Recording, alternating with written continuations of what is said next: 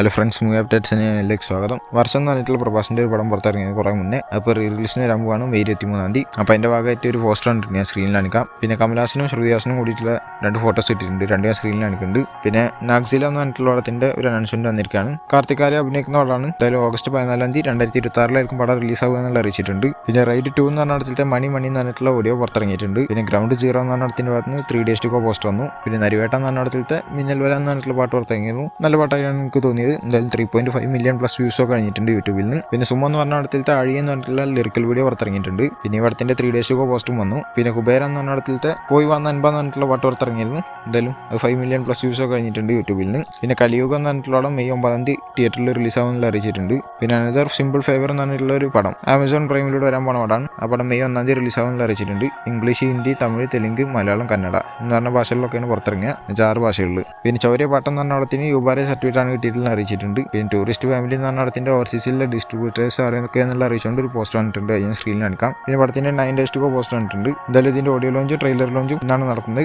അപ്പോൾ അറിയിച്ചുകൊണ്ടുള്ള പോസ്റ്റർ കൂടിയാണ് ഈ 9 days to go പോസ്റ്റർ. പിന്നെ സറൈനോടു, മലയാളത്തിൽ യോദ്ധാവ് എന്നാണ് പേര്. ആ പടം ഇറങ്ങിയിട്ട് 9 വർഷമായിട്ടുണ്ട്. 9 years ഓഫ് സറൈനോടു. ഈ പടം എനിക്ക് ഭയങ്കര ഫേവറേറ്റ് ആയിട്ടുള്ള പടമാണ്. വൈപ്പത്തി ശ്രീനു എന്ന് പറഞ്ഞിട്ടുള്ള ഡയറക്ഷൻ്റെ ഏറ്റവും ഇഷ്ടപ്പെട്ട പടമാണ് സറൈനോടു എന്ന് പറഞ്ഞിട്ടുള്ള പടം. ഇതിനുശേഷം ജയജാനകി നായകൻ അങ്ങനെ അതൊരു പടം കൂടി ഉണ്ടായിരുന്നു. അതും കുഴപ്പമില്ലാത്ത പടമായിട്ടാണ് എനിക്ക് തോന്നിയത്. എന്തായാലും ഈ പടം കാണാത്തരുണ്ടെങ്കിൽ കണ്ടുനോക്കുക. കാണാത്തരുണ്ടാവില്ല എന്ന് വിചാരിക്കാം. പിന്നെ വെനസ്ഡേ എന്ന് പറഞ്ഞിട്ടുള്ള സീരീസിന്റെ സീസൺ 2 വരാൻ പോവാണ്. അപ്പോൾ അതിന്റെ ടീച്ചർ ഇന്ന് വരും എന്നുള്ള അറിയിച്ചിട്ടുണ്ട്. അപ്പോൾ വെനസ്ഡേയുടെ ടീച്ചർ വെനസ്ഡേനെ പുറത്തിറക്കാൻ പോവാണ്. എന്ന് വെച്ചാൽ ബുധനാഴ്ച തന്നെ പുറത്തിറക്കാൻ പോവാണ്. പിന്നെ അത് വെർഡിക്റ്റ് എന്ന് പറഞ്ഞ പടത്തിലത്തെ ഏതും സൊല്ലാമൽ എന്ന് പറഞ്ഞിട്ടുള്ള പാട്ട് പുറത്തിറങ്ങിയിട്ടുണ്ട്. ലിറിക്കൽ വീഡിയോ ആണ്. പിന്നെ സരംഗപ്പനി ജാതകം എന്ന് പറഞ്ഞ പടത്തിന് യുബാരെ സർട്ടിഫിക്കറ്റ് ആണ് കിട്ടിയിട്ടുള്ള അറിയിച്ചിട്ടുണ്ട്. എന്തായാലും ഇതിന്റെ 3 days to go പോസ്റ്റർ വന്നിട്ടുണ്ട്. ഞാൻ സ്ക്രീനിൽ കാണിക്കാം. പിന്നെ ഗാങ്ങേഴ്സ് എന്ന് പറഞ്ഞ പടത്തിന്റെ 2 days to go പോസ്റ്റർ വന്നു. പിന്നെ പടത്തിന്റെ മലേഷ്യയിലത്തെ തിയേറ്റർ ലിസ്റ്റ് പുറത്തിറക്കിയിട്ടുണ്ട്. അതേമാതിരി USA തിയേറ്റർ ലിസ്റ്റ് പുറത്തിറക്കിയിട്ടുണ്ട്. പിന്നെ UK, യൂറോപ്പ്, ഓസ്ട്രേലിയ അവിടുത്തെ പുറത്തിറക്കിയിട്ടുണ്ട്. പിന്നെ ഹിറ്റിലെ തേർഡ് കേസ് എന്ന് പറഞ്ഞിട്ടുള്ള പടം കേരളത്തിൽ എത്തിക്കുന്ന വേഫർ ഫിലിംസ് ആണ്. ഇനി പറയേണ്ട ആവശ്യമില്ല എന്നുള്ളറിയാം. എന്നാലും ജസ്റ്റ് പറഞ്ഞല്ലോ. എന്തായാലും ഇതിന്റെ 9 days to go പോസ്റ്റർ വന്നിട്ടുണ്ട്. എന്തായാലും പോസ്റ്റർ ഞാൻ സ്ക്രീനിൽ കാണിക്കാം. ആ കോട്ടിട്ടുള്ള രീതിയിലുള്ള ഫോട്ടോ തന്നെയാണ് കൊടുത്തിട്ടുള്ളത്. എന്തായാലും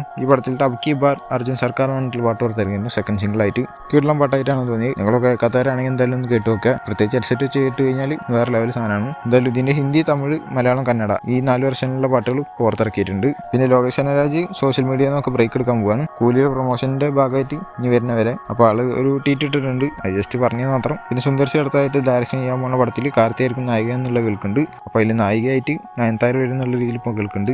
എന്താവും എന്നുള്ളതൊന്നും അറിയില്ല, കണ്ടറിയാം. പിന്നെ ഗോപിചന്ദ് വെല്ലിനെ സണ്ണി ഡിയോളിനെ വെച്ചിട്ട് എടുത്ത പടമാണ് ജാട്ട് എന്ന് പറഞ്ഞിട്ട് പടം. ഇപ്പോൾ തിയേറ്ററിൽ ഓടിക്കൊണ്ടിരിക്കുന്ന പടമാണ്. പടം 100 കോടിയിലേക്ക് എത്തിക്കൊണ്ടിരിക്കുകയാണ്. എന്തായാലും ഇതിന്റെ ജാട്ട് 2 അനൗൺസ് ചെയ്തിട്ടുണ്ട്. എന്ന് വെച്ചാൽ കൺഫേം ചെയ്തിട്ടുണ്ട്. മൈത്രി മൂവി മേക്കേഴ്സ് തന്നെയാണ് കൺഫേം ചെയ്തിട്ടുള്ളത്. അപ്പോൾ അതിന്റെ ഒഫീഷ്യൽ പോസ്റ്റർ ഞാൻ സ്ക്രീനിൽ കാണിക്കാം. എപ്പോൾ വരും, എന്ന് വരും, എങ്ങനെ വരും എന്നുള്ളതൊന്നും അറിയില്ല. എന്തായാലും അനൗൺസ് ചെയ്തിട്ടുണ്ട്. പിന്നെ തുടരുന്നതായിട്ടുള്ള മോഹൻലാലിന്റെ പടത്തിന്റെ ബുക്കിംഗ് തിങ്കളാഴ്ച മുതൽ സ്റ്റാർട്ട് ചെയ്യുന്ന രീതിയിലാണ് കേട്ടിരുന്നത്. അപ്പോൾ അത് പറഞ്ഞിട്ടുണ്ടായിരുന്നു. പക്ഷേ തിങ്കളാഴ്ച അല്ല, ഇന്ന് രാവിലെ 10 മണി മുതൽ സ്റ്റാർട്ടായി തുടങ്ങിയിട്ടുണ്ട് ഓരോരുത്തർ. എന്തായാലും പടത്തിന് യുബാരെ സർട്ടിഫിക്കറ്റ് ആണ് കിട്ടിയിട്ടുള്ള അറിയിച്ചിട്ടുണ്ട്. പിന്നെ പടത്തിന്റെ തെലുങ്ക് ട്രെയിലർ പുറത്തിറക്കിയിട്ടുണ്ട്. പിന്നെ പടത്തിന്റെ ഫസ്റ്റ് ഷോ സ്റ്റാർട്ട് ചെയ്യുന്നത് രാവിലെ 10 മണിക്കായിരിക്കും എന്നുള്ളത് അവർ അറിയിച്ചിട്ടുണ്ട്. ഒഫീഷ്യൽ പോസ്റ്റർ കൊടുക്കാനാണ് അറിയിച്ചിട്ടുള്ളത്. എന്തായാലും പോസ്റ്റർ ഞാൻ സ്ക്രീനിൽ കാണിക്കാം. പിന്നെ പടത്തിന്റെ ഓസ്ട്രേലിയത്തെ ലൊക്കേഷൻ ലിസ്റ്റ് എന്നുവെച്ചാൽ തിയേറ്റർ ലിസ്റ്റ് എന്ന് തന്നെ പറയാം. അത് പുറത്തിറങ്ങിയിട്ടുണ്ട്. അത് ഞാൻ സ്ക്രീനിൽ കാണിക്കാം. പിന്നെ USA തിയേറ്റർ ലിസ്റ്റ് 1ഉം തിയേറ്റർ ലിസ്റ്റ് 2ഉം അത് ഞാൻ സ്ക്രീനിൽ കാണിക്കുന്നുണ്ട്. പിന്നെ UAE തിയേറ്റർ ലിസ്റ്റ് കാണിക്കുന്നുണ്ട്. അതേമാതിരി KSL തിയേറ്റർ ലിസ്റ്റ് കാണിക്കുന്നുണ്ട്. പിന്നെ ഖത്തർ, ഒമാൻ, കുവൈത്ത്, ബഹ്റൈൻ ഇവിടുത്തെ കാണിക്കുന്നുണ്ട്. പിന്നെ സുരേഷ് ഗോപിയുടെ 250 എന്ന് വെച്ചാൽ ഒറ്റക്കൊമ്പനായിട്ടുള്ള അവിടത്തിന്റെ സെക്കൻഡ് ഷെഡ്യൂൾ ഇപ്പോൾ നടന്നുകൊണ്ടിരിക്കുകയാണ്. അപ്പോൾ സുരേഷ് ഗോപിയുടെ കുറച്ച് ഫോട്ടോസും സ്റ്റിൽസും കിട്ടിയിട്ടുണ്ട്. ഞാൻ സ്ക്രീനിൽ കാണിക്കുന്നുണ്ട്. ഒരു 4-5 ഉണ്ടാവും എന്തായാലും. പിന്നെ അമീർ ഖാന്റെ